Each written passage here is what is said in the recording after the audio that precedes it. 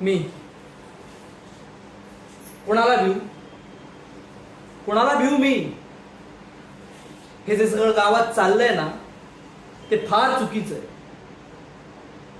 तुम्ही बघताय ऐकताय तरीही गप्पा बसता. मी गप्प बसणार नाही. मला जे वाटतं तेच बोलतो. माझ्या देवापुढे मी झुकत नाही तर माणसापुढे का झुकू? हा, मी प्रश्न विचारतो, का गप्पा बसता? का कोणीच नाही बोलत?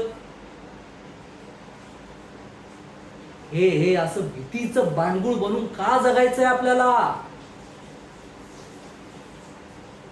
माझं प्रत्येक वाक्य हे फक्त शब्द नसून तर तो एक लढा आहे.